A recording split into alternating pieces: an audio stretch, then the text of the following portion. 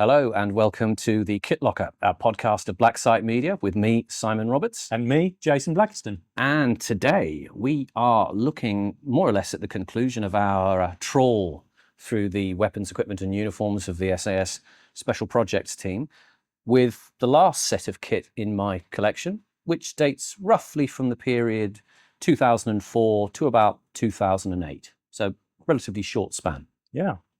There's a lot of stuff here, Simon. There's a awful lot. And this is all from your personal collection. Yes. Collected over many, many years. 30 years now. 30 years. Yeah. That's a long time to be collecting. And really, I only just completed it this year. I found the very last few bits I've been looking for about 20 years. It's a very impressive collection. And there's so much stuff here. I don't even know where to start. I mean, we've got assault vest, body armour, belt kit, boots, helmet, abseil kit, weapons, respirators, communications, coveralls. It's all here. Yep. So the interesting thing for me is at this point, everything begins to change. This is really the last time you see the equipping for the Special Projects team with equipment made, designed in the UK for a specific regimental requirement. Yeah, I think I sort of called that in my industry when that point happened. It was because of what I would call the American Revolution. Yeah, that a huge amount of kit was being imported from America from a catalogue, whereas before the individual units would look at their techniques and tactics and say, well, we need the kit made to reflect our techniques and tactics. So let's say we'd want a pouch here or a shotgun shell here, or we want our flashbangs in this particular position.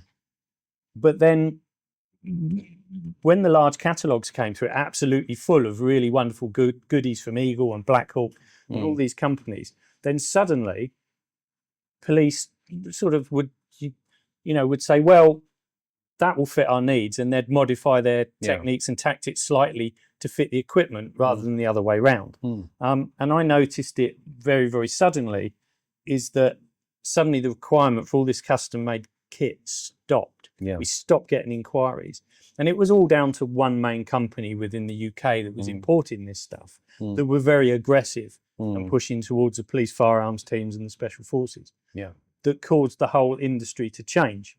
I see you've got an ISP vest here. Is that? That's right. ISP, International Safety Products Limited, Bootle in Merseyside. Okay. And we'll go into some detail on that in one of the next videos. But yeah, you see there's a very high standard in the quality of the stuff that's being produced. Everything has gone up a few notches from where we saw kit in previous periods. Rather like the suede vest behind us. Absolutely, yeah. This is the next.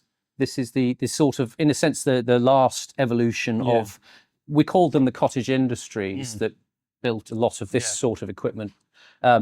Some of these are somewhat bigger concerns. Companies who perhaps were also starting to, or had outsourced production actually to the Far East at this point to make kit effectively in bulk. But to a very high standard, as we say. I mean, these were the sort of first modular vests we saw come on the system. But anyway, we can, as Simon said, we can cover this later in a later video, and when we dive down in depth on the ISP vest here. But I see you've got a helmet over the front there with what looks like night vision. That's right. Yeah. So there are some technological advances here. I mean, in general, the pattern has been set in the previous eras that we saw for the style of operation and the typical equipping for special forces soldiers.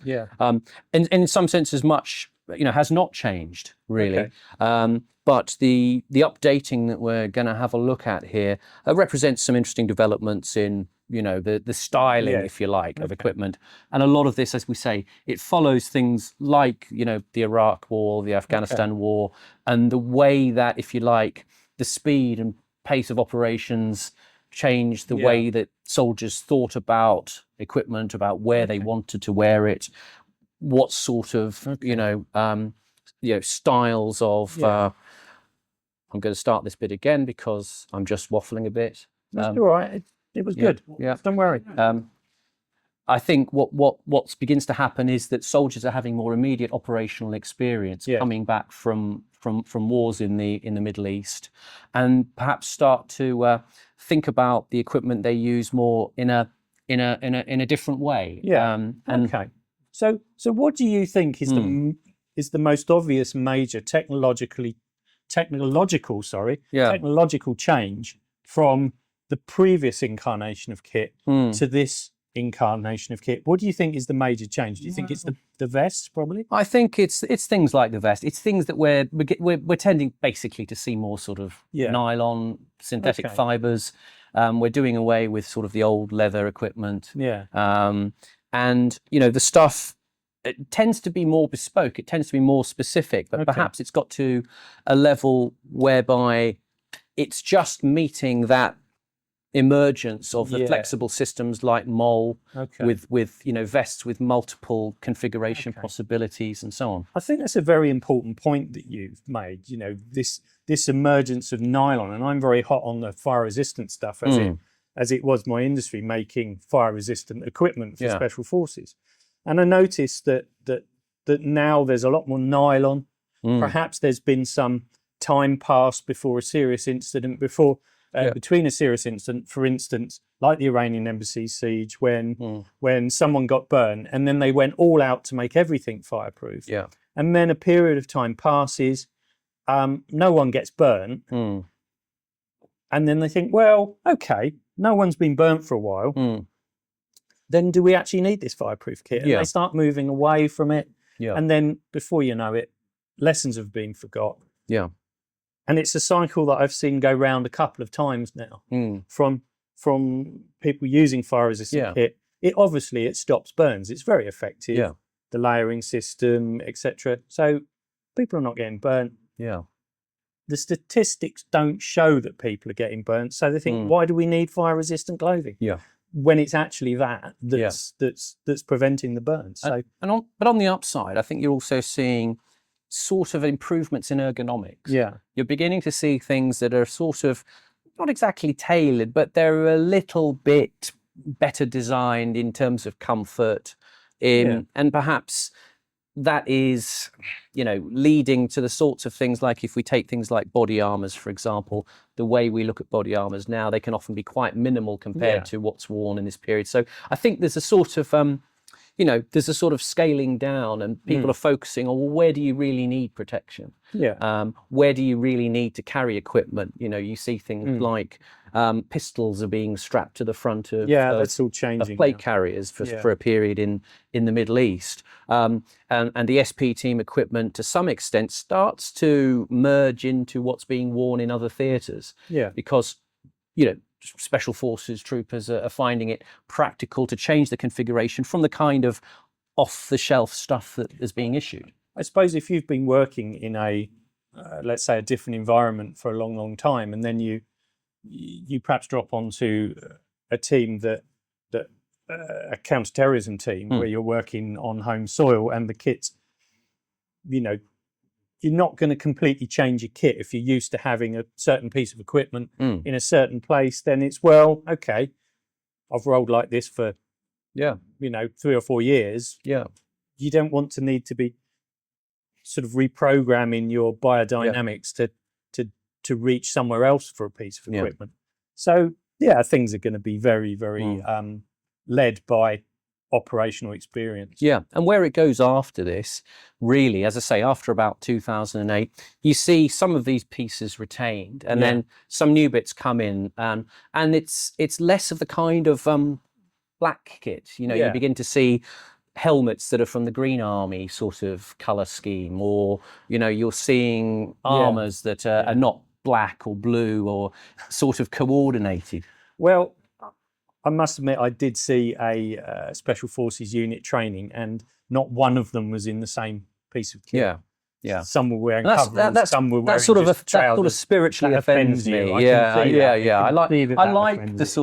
sort of this is peak equipment. I think you like the suppose. uniformity of it, Yes, yes, I am quite and people wearing mismatched kit. I'm a little bit anal about things just like makes you that. a bit Yeah, sweaty, that's doesn't it? that's true. Yeah, but yeah, as we say, you know, it's sort of, if you like, in my view, come to a peak, and after that, a lot of you notice a lot of special forces soldiers begin to look the same.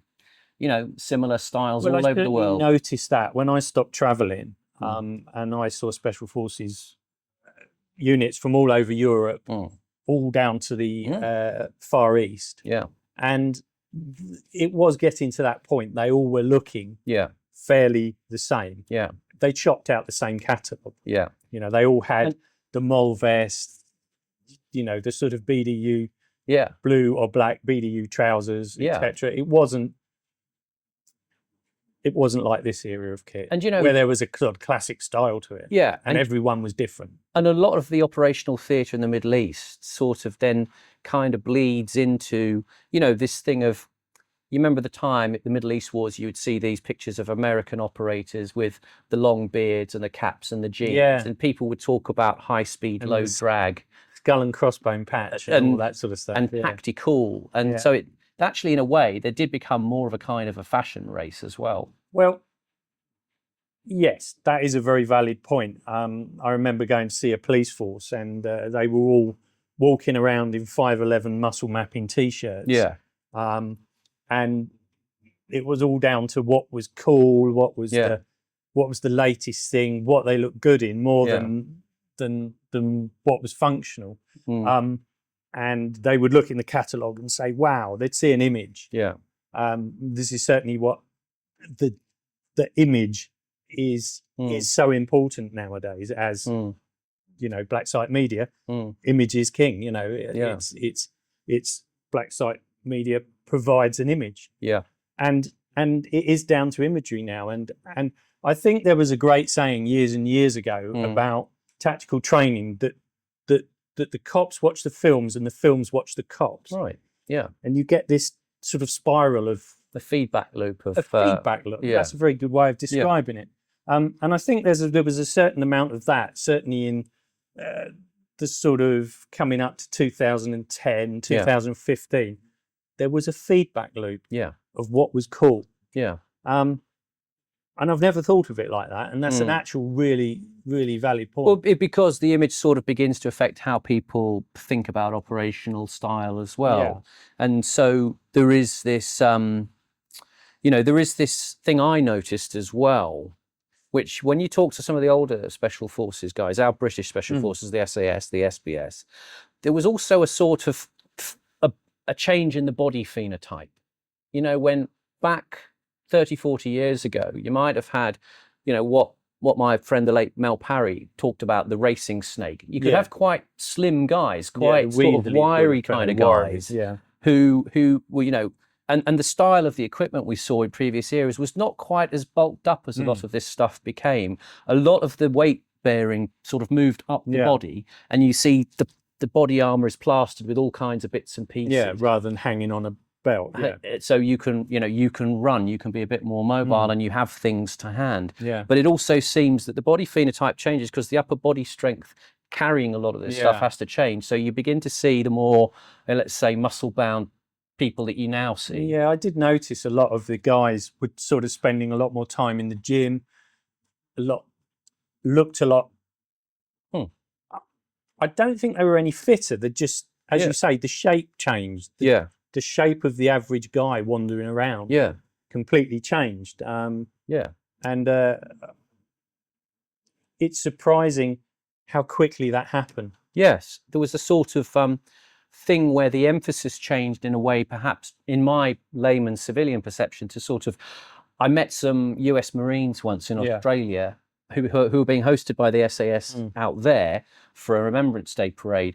And we talked about the styles of operations. The US style of operations perhaps was going to be, you know, let's say a lot quicker, they would bus in a lot of guys, fly them in for a very sharp and fast operation with lots of kit, lots of technology. Make a lot of noise. And there were these massive guys who carry a lot of stuff, but they were in and out quite quickly. Yeah. Whereas the SAS talking about their style about being inserted into a desert for several weeks and kind of living in a more kind of endurance-led operational fashion, where, you know, carrying all your stuff on your back. I mean, we know in the Gulf War one, sort of Bravo 20, they did carry a lot of kit sometimes, but they would, you know, if you had a vehicle, obviously. Weren't they the only ones that went out on foot? Well, yeah, that was a sort of distinctive part of that operation. But you see this, perhaps what comes in is more of a, perhaps from the lessons learned there, more of a reliance on being choppered in, choppered out. And so perhaps you could afford to be a bit more extravagant with your equipping. But, you know, as you say, it's a lot of equipment and it's a lot of weight to be hodding around. But what we'll do in the next series of our videos, we'll break down and look at the individual bits of kit and talk about that. Okay. And we'll see you then. In the meantime, like and subscribe. and we'll join you on the next video. Thanks very much for joining us. Thank you.